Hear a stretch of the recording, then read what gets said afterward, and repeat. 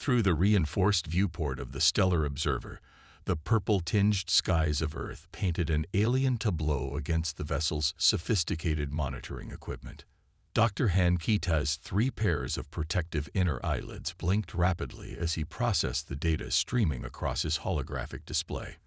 For 3 lunar cycles, his research team had been studying this peculiar planet, and every new discovery left them more bewildered than the last. Kita's silvery skin reflected the soft blue glow of the ship's interior lighting as he leaned closer to the display. The readings couldn't be right. He ran the diagnostics again, but the results remained unchanged. Below them, humans walked about their daily lives under the direct assault of their star's radiation, their fragile-looking skin completely exposed to the deadly rays. The ship's artificial gravity shifted slightly as it adjusted its orbit, maintaining its stealth position above the planet's northern hemisphere. Kita's protective suit automatically compensated for the movement, its internal systems working overtime to shield him from even the filtered starlight that managed to penetrate the vessel's heavily shielded windows. "This defies everything we know about biological evolution," he muttered, his translator converting his native clicks and whistles into the ship's standard communication format. His long fingers, protected by the suit's transparent covering, danced across the holographic controls as he zoomed in on a particular scene below. A group of humans had gathered on what appeared to be a recreational area near a large body of water. They wore minimal covering, their skin deliberately exposed to the sun's radiation. Some were even lying motionless on the ground, appearing to intentionally subject themselves to maximum exposure. It was like watching a species willingly submit themselves to a slow death, except they showed no signs of distress. "Head Researcher Park," Kita called out, his voice carrying a note of urgency that made several other crew members turn their heads. "You need to see this immediately." Dr. Park Sun-Mi glided across the observation deck, her own protective suit humming softly as its systems worked to maintain her safety. The head researcher's reputation for calm analysis made her slight gasp, all the more significant as she took in the display. "They're not using any protection at all," Keatat explained, though the evidence was clear enough. No radiation shields, no protective suits, not even basic UV blocking technology. "Look at their young ones. They're playing in direct sunlight." Sun-Mi's fingers moved quickly over her suit's controls, adjusting its settings to get a clearer view of the display. Her species' natural sensitivity to radiation meant that even looking at images of such exposure could trigger protective responses in their biology. "These readings are extraordinary," she said, her voice carrying the measured tone of a scientist trying to contain their excitement. "Their cellular structure must be incredibly resilient. The radiation levels they're enduring would kill any of us within minutes, yet they seem to be enjoying it." Kaita pulled up another set of data, this time showing historical information they'd gathered from the humans' own information networks. According to their medical records, they actually need some amount of solar radiation for their biological processes. They call it vitamin D synthesis. Sun-Mi's eyes widened behind her protective visor. A species that not only tolerates but requires radiation exposure. The Council needs to know about this immediately. The mention of the Council shifted the atmosphere on the observation deck. Their mission had been a routine survey of potentially habitable worlds, but this discovery would change everything. A species that could walk unprotected under open starlight wasn't just an anomaly. It was a potential revolution in their understanding of biological adaptation. "Begin compiling a comprehensive report," Sun-Mi ordered, her professional demeanor returning. "I want detailed analysis of their cellular structure, their DNA repair mechanisms, everything we can gather without direct contact." "And Kita," she paused, turning to face him directly, "prepare for emergency protocols. If word of this gets out before we're ready, every research vessel in the quadrant will be racing to get here." Kita nodded, already anticipating the chaos this discovery would cause. Their own species had achieved interstellar travel centuries ago, yet they still couldn't walk beneath their own sun without extensive protection. The implications of a species that could do so naturally were staggering. As he began preparing the report, Kita found himself watching another group of humans, these ones engaged in something called beach volleyball. They jumped and ran through the burning sunlight as if it was the most natural thing in the universe. Perhaps to them, it was. They don't even realize how extraordinary they are, he mused, making a note in his personal log. Their greatest achievement isn't their technology or their civilizations. It's simply their ability to stand in their own sunlight and smile. The stellar observer continued its silent orbit, its crew watching in amazement as humanity went about its daily life, blissfully unaware that their most basic ability had just changed their status in the galaxy forever. The report to the Council would go out within hours, and with it, Earth's isolation in the cosmos would come to an end. The species that could walk in starlight was about to meet their stellar neighbors, and nothing would ever be the same. The vast chamber of the Galactic Scientific Council stretched upward into darkness, its curved walls embedded with softly glowing crystals that provided the minimal lighting needed by the various species present. 12 representatives from different spacefaring civilizations sat in their specialized environmental pods, each designed to protect them from their greatest enemy, radiation. Dr. Lee Do-hyun stood at the center of the chamber, feeling somewhat exposed in his simple Earth-made suit compared to the elaborate protective gear surrounding him. The artificial atmosphere of the chamber had been adjusted to accommodate his presence, though the other representatives still required their full protective measures. As he looked around the chamber, Do-hyun couldn't help but notice how each species had developed different approaches to radiation protection. The Centaurians sat in liquid-filled chambers that absorbed harmful rays, while the Proximan delegates wore suits that seemed to bend light around them. Yet here he stood, protected by nothing more than his standard diplomatic uniform. "Honorable Council," he began, his words automatically translated into 12 different languages by the chamber's advanced systems. "I understand your confusion, and frankly, your disbelief. But human physiology is the result of evolving on a planet bathed in radiation that would be lethal to many of your species."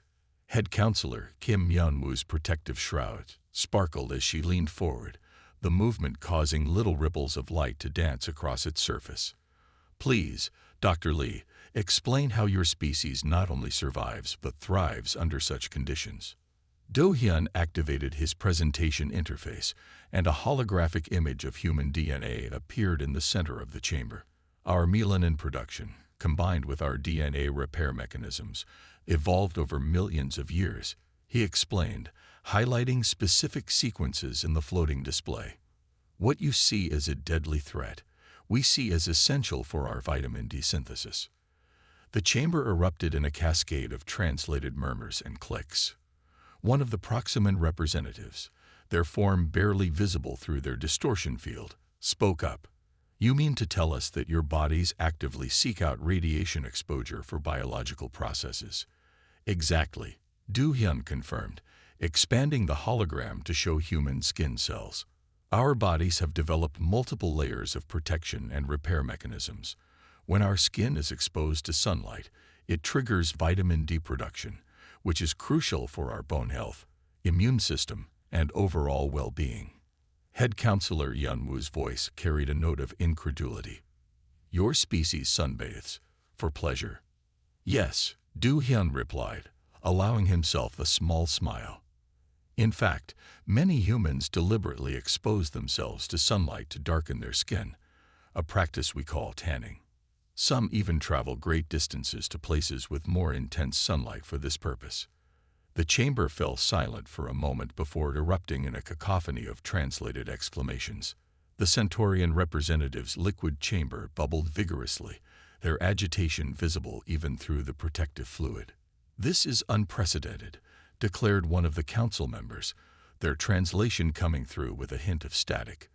"A species that not only resists radiation, but has turned it into a recreational activity." Do-hyun brought up new images, showing humans engaged in various outdoor activities.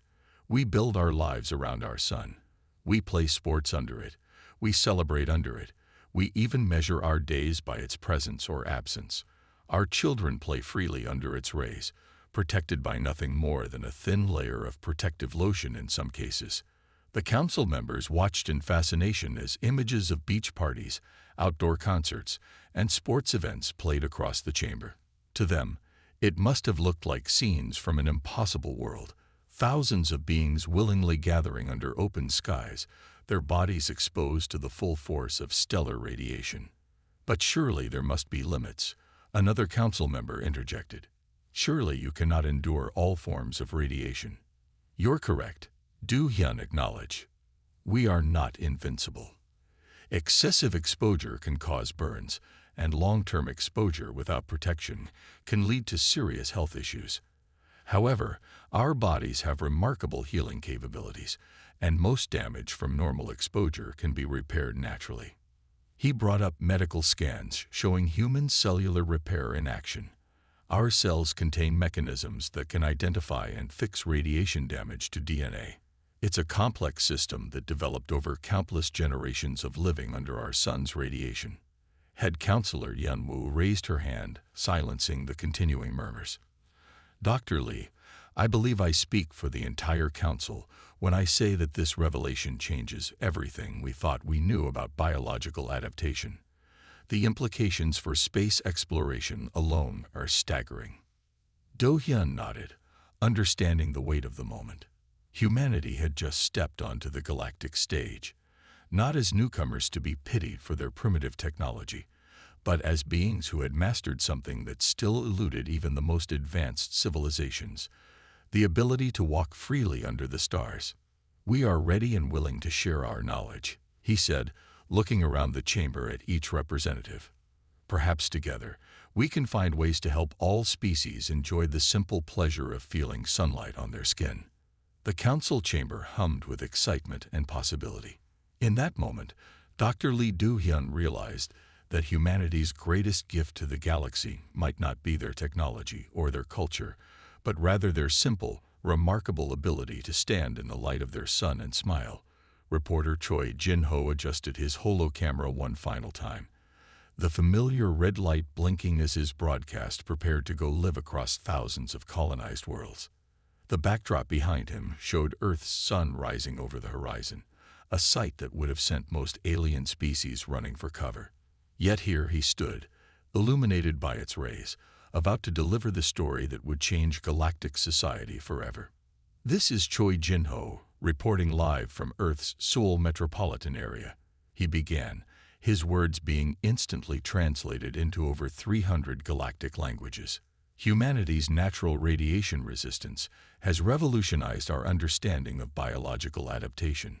These sunwalkers, as they're being called, have achieved naturally what our best shielding technology barely manages.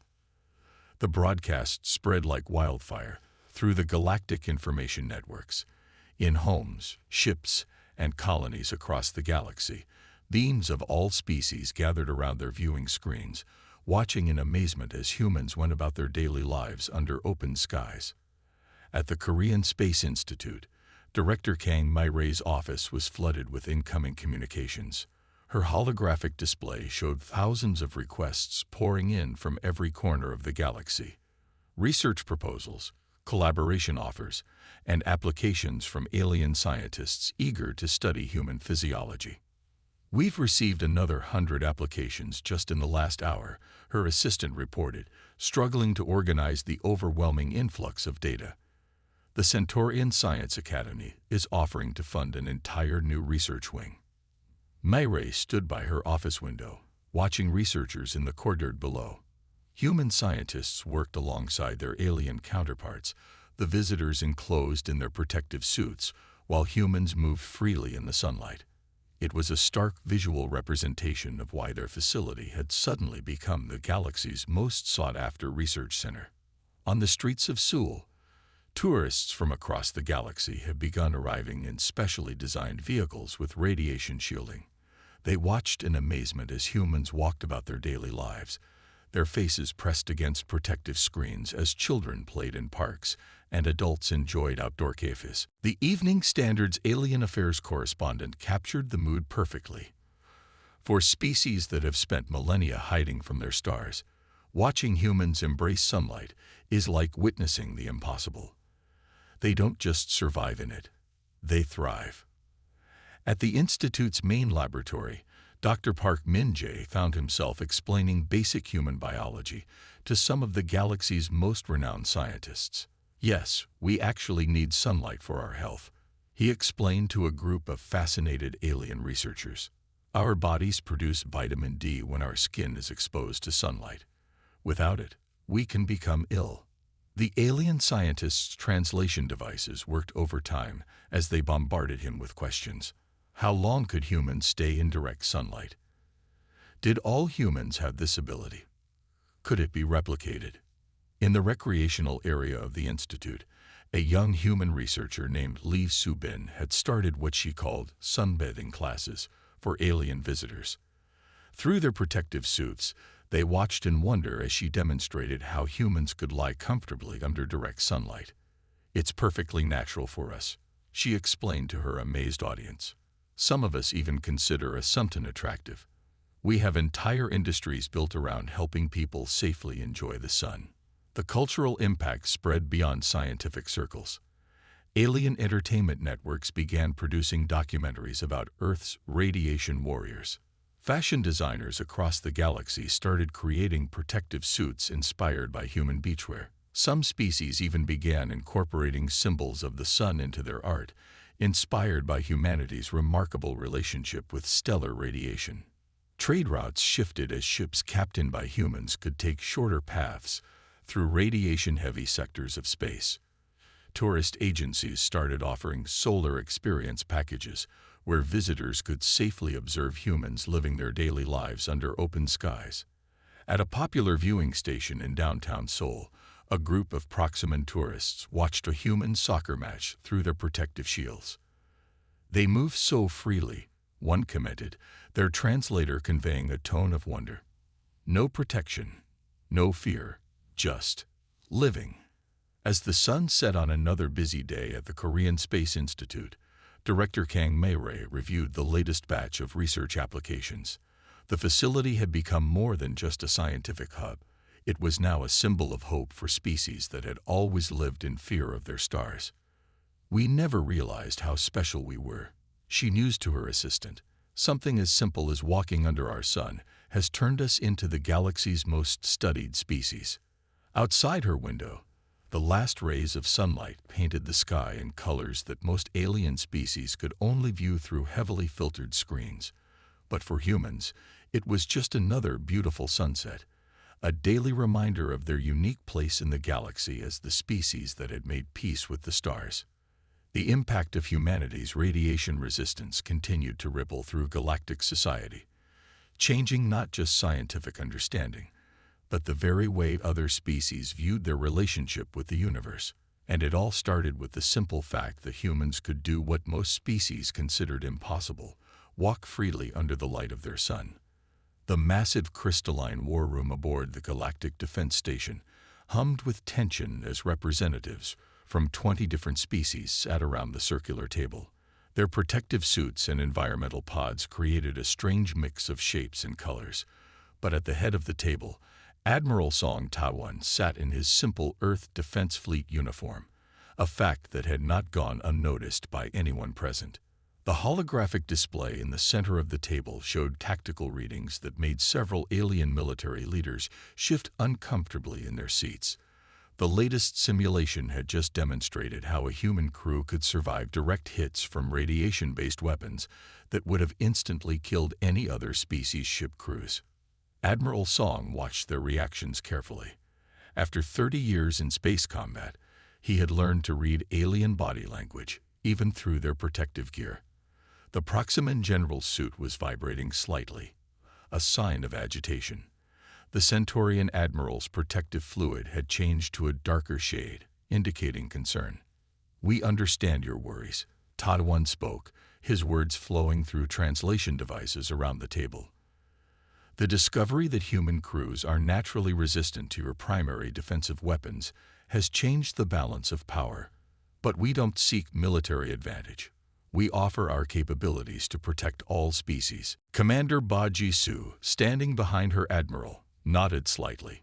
Just last month, she had led a rescue mission into the Carina Nebula's radiation storm. Her crew had saved 3 Proximan ships caught in the deadly storm. The memory of those alien crews, huddled in their failing protective suits as her team carried them to safety, was still fresh in her mind. Pretty words, Admiral. The Proximan general's translated voice carried a hint of static. But how can we be sure? Your species could dominate space warfare. Your ships could slip through our defensive screens. Your crews could survive attacks that would annihilate ours. Taiwan leaned forward, his movement causing several alien representatives to flinch instinctively.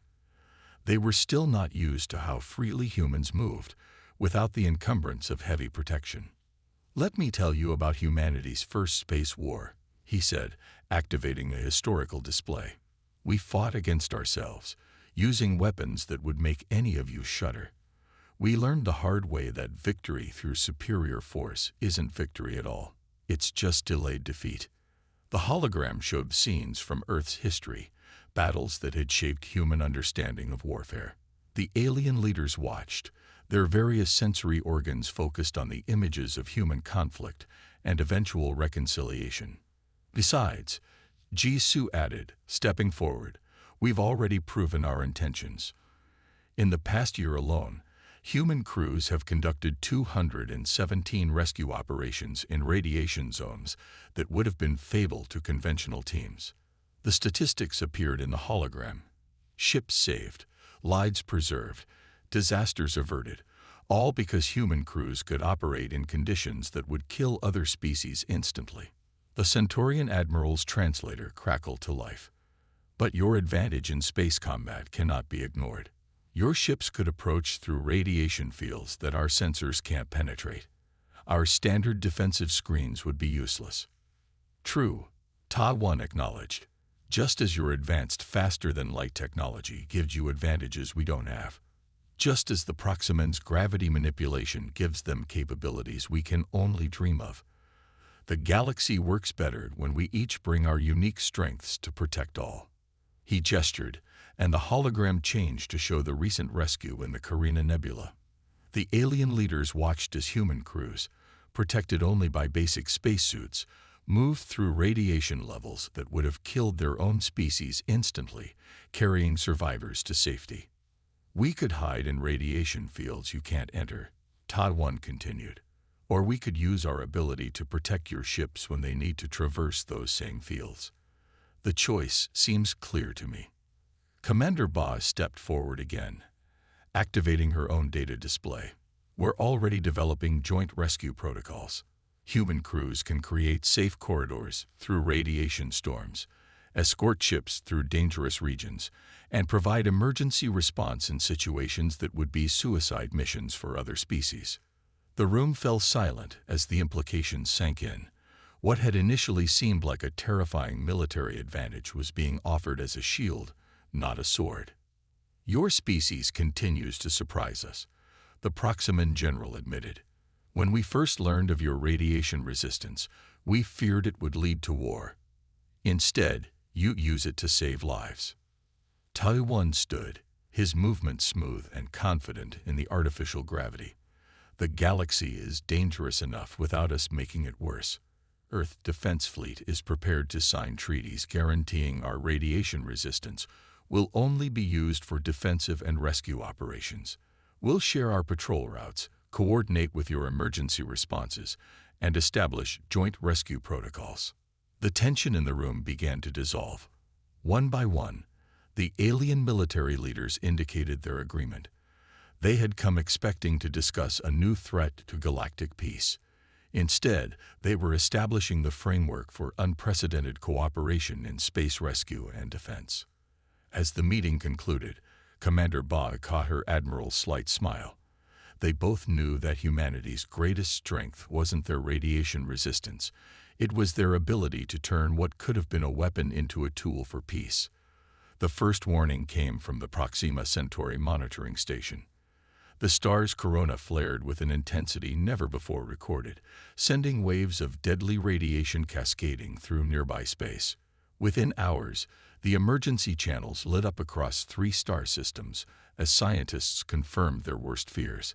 A solar storm of unprecedented magnitude was building. Dr. Yoon Ha-jin stood in Earth's Emergency Response Center, her eyes fixed on the massive display showing the approaching disaster.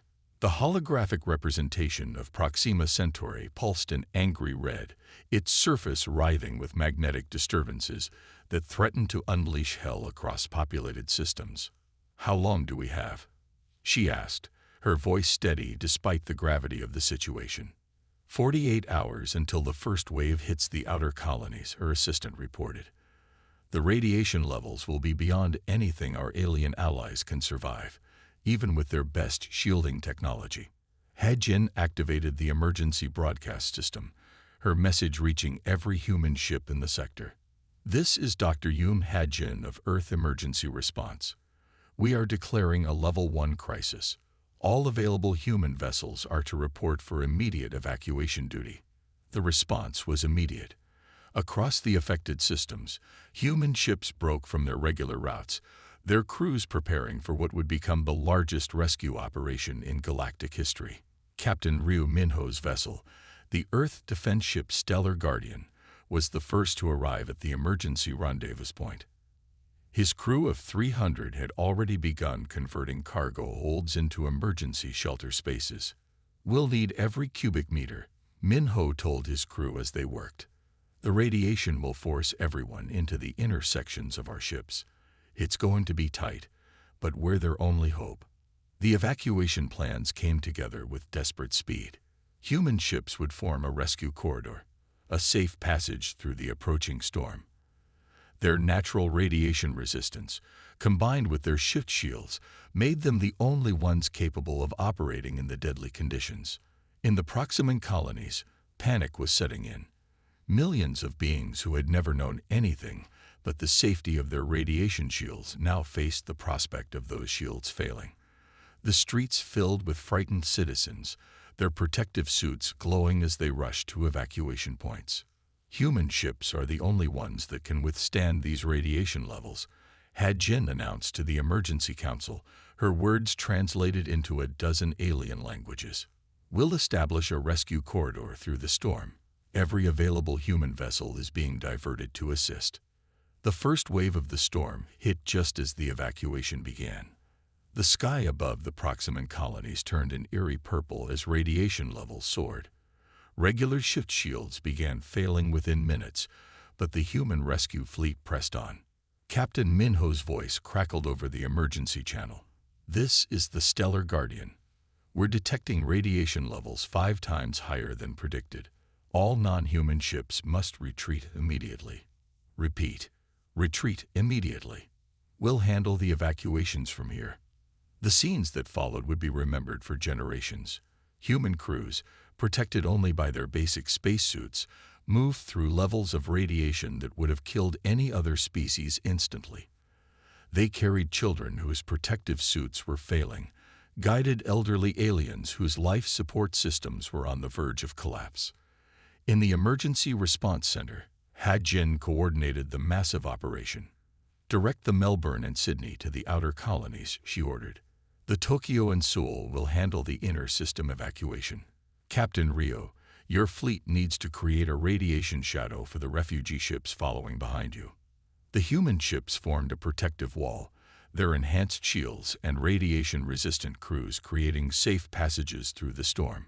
Behind them, streams of refugee vessels followed in their wake, protected by the radiation shadow cast by the human fleet. "We've got 60 million people to move and 18 hours before the main wave hits." Minho's voice was tense but determined. "Every minute counts." The evacuation continued through the artificial night, human crews working without rest. They moved through radiation-flooded corridors, carrying those whose protective gear had failed. Ships packed with refugees pushed their engines to the limit, racing against the approaching storm front. In the final hours, as the storm reached its peak, only human ships could still operate in the affected zones. Captain Minho's crew made one last sweep of the colonies, their sensors searching for any signs of life among the radiation-saturated structures. "That's the last of them," Minho reported, his ship turning to join the retreat. Behind them, the storm raged with full fury, but ahead, millions of rescued aliens watched in awe as their human saviors guided them to safety. In the aftermath, as the refugees were settled in safe systems, the galaxy's perception of humanity shifted dramatically. What had once been seen as a curious biological quirk, their radiation resistance, had become the salvation of millions. Dr. Yum Hajin's report to the Galactic Council was brief but powerful. "We evacuated 63 million beings from 3 star systems. No lives were lost. The human fleet suffered no casualties. We stand ready to assist in any future crisis." The Sunstorm Crisis, as it came to be known, marked a turning point in galactic history. Humanity had proven that their unique ability wasn't just a scientific curiosity. It was a gift that could save lives on an unprecedented scale. The new Sol bioengineering complex rose like a gleaming silver mountain against the morning sky. Inside its sprawling laboratories, Dr. Nam Soo-jin bent over a microscope, studying the latest test results from her radiation resistance research. The sample under her lens contained modified alien cells displaying an unprecedented ability to repair radiation damage. "Look at this," she called to her research partner, Oh Jae-yun, who hurried over from her own workstation. "The DNA repair sequence is holding stable. The Proximin cells are actually adapting." Jae-yun's eyes widened as she examined the data scrolling across their holographic display. After months of failed attempts, they had finally managed to successfully integrate human radiation repair mechanisms into alien cellular structures. The laboratory hummed with activity as researchers from a dozen different species worked side by side. Some wore protective suits, others worked through robotic proxies, but all were united in their mission to unlock the secrets of human radiation resistance. The key was in the timing. Soo-jin explained to her team during their morning briefing. "We were trying to replicate our entire repair system at once. Instead, we needed to introduce it in stages, allowing the alien cells to adapt gradually." The breakthrough had come after the Sunstorm Crisis, when millions of rescued aliens had donated genetic samples for research. The vast database of different species' responses to radiation had provided the missing pieces of the puzzle. In her private research notes, Jae-yun recorded, "Human DNA repair mechanisms are like a symphony. Each part must be introduced in the right sequence, at the right moment. Try to play all the instruments at once, and you get chaos. But introduce them one by one, and you create something beautiful." The implications were staggering. Species that had evolved in darkness could potentially gain the ability to walk in starlight. Colonies that required massive radiation shields might one day feel the warm touch of their suns. During a galactic symposium held in the complex's main hall, Soo-jin presented their findings to an eager audience. "By understanding how our bodies naturally resist radiation damage," she explained, gesturing to the complex molecular diagrams floating behind her, "we can develop better protection for all species." The questions came rapid fire from the assembled scientists. How long until the treatments are ready for testing? Can the modifications be passed to offspring? Will recipients need ongoing treatments? Soo-jin answered each query carefully, aware that every word was being broadcast to research centers across the galaxy. "We're proceeding methodically. This isn't just about copying human abilities. It's about adapting them safely for each species' unique biology." In the testing chambers, the first volunteer subjects were already showing promising results. A young Proximin researcher, protected only by the new cellular treatments, had managed to spend 5 minutes in normal sunlight, an impossible feat just months earlier. "The changes are permanent," Jae-yun explained to the review board. "Once the repair mechanisms are successfully integrated, they become part of the recipient's cellular structure. They can even be passed on to future generations." The implications went far beyond simple radiation protection. Ships could be designed with fewer shields, allowing for faster travel. Colonies could be established on worlds that were previously too radiation-heavy for settlement. Space exploration itself could be revolutionized. But Su Jin insisted on caution. "We're not trying to turn everyone into humans," she reminded her team. "We're helping each species develop their own version of radiation resistance, tailored to their specific needs." The research center grew as more breakthroughs were made. New wings were added to study long-term effects, while specialized laboratories focused on adapting the treatments for different species. The complex became a symbol of hope for beings who had never known life without heavy radiation protection. As the sun set over New Seoul, casting long shadows through the complex's transparent walls, Su Jin and Jae-yun reviewed their latest results. The holographic displays showed success after success. Cells repairing radiation damage, genes adapting to new conditions, life finding new ways to thrive in the light. "We're not just changing biology," Jae-yun said softly, watching the data scroll past. "We're changing how species see themselves in the universe." Su Jin nodded, understanding the weight of their work. Human radiation resistance, once a curious quirk of evolution, had become the key to a new era of galactic development. Their research wasn't just about protection from radiation, it was about freedom. Freedom to explore, to settle, to stand in starlight without fear. The New Seoul bioengineering complex continued its work through the night, its lights joining the stars in the sky above. Inside, researchers from across the galaxy worked together, united in their quest to share humanity's greatest gift with all species who wished to walk in the light of their suns. The gleaming hull of the Earth ship Sunseeker reflected the intense radiation from nearby stars as it approached the galactic core.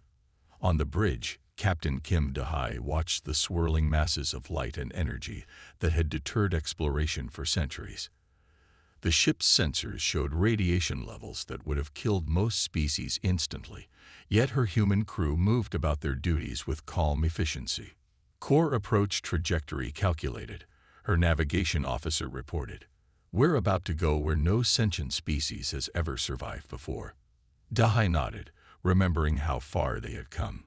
10 years ago, humans were barely known to the galactic community.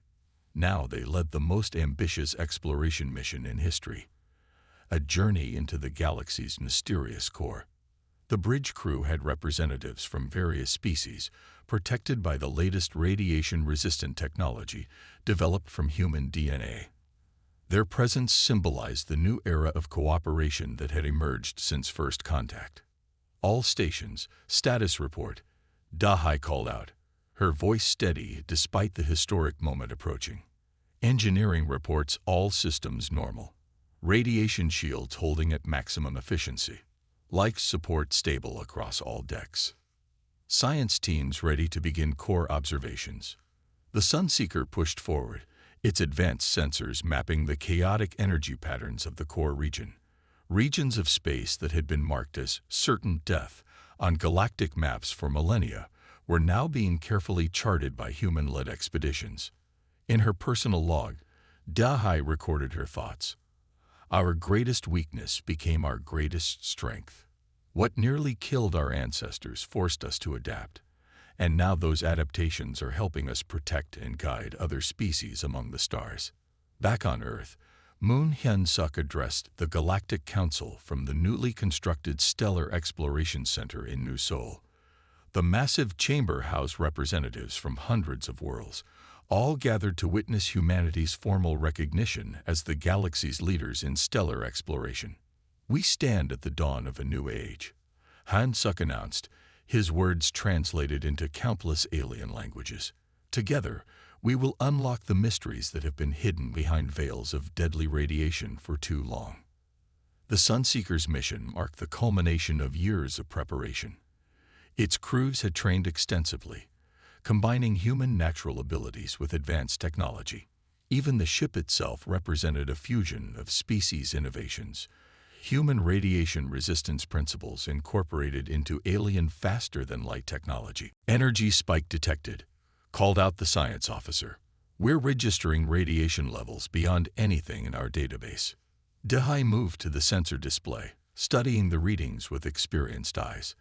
A decade of leading radiation zone expeditions had taught her to read the deadly beauty of stellar phenomena. "Plot a course through that energy field," she ordered. "We'll establish the first safe corridor into the core." The Sunseeker's progress was being monitored by billions across the galaxy. Live feeds showed human crews working in conditions that would have killed their alien colleagues instantly, even with the best protection available. In her quarters during the rest cycle, Dahai reviewed messages from home. The Galactic Council had just passed the final measures recognizing Earth as the center of excellence for stellar exploration. It was more than just a political gesture. It was an acknowledgement of humanity's unique role in the galaxy's future. "Captain to the bridge," the comm system announced. "We're approaching the core boundary." As Dahai returned to her post, she saw it through the main viewport. The swirling heart of the Milky Way, a realm of pure energy that had remained unexplored since the dawn of space travel. "Send the signal," she ordered. "Let them know we've made it." The message traveled back through subspace. Sunseeker reporting successful core approach. Highway to the heart of the galaxy is open. Across the galaxy, celebrations erupted. Species that had evolved in darkness saw hope for a future in the light. Colonies that had hidden from their suns for generations began planning their first steps into direct starlight. As the Sunseeker continued its historic mission, Dahai reflected on humanity's journey. From a primitive species on a radiation-bathed world to the galaxy's pioneers in stellar exploration, they had turned their greatest challenge into their greatest gift to the universe. The mission logs recorded that day would be studied by future generations. The day humans led the way into the galaxy's core, proving that what doesn't kill you truly can make you stronger, strong enough to help an entire galaxy overcome its fears and step into the light. In the end, it wasn't just about exploration. It was about hope. Hope that even the harshest environments could be conquered, that the deadliest challenges could become the greatest opportunities, and that together, all species could learn to walk in starlight.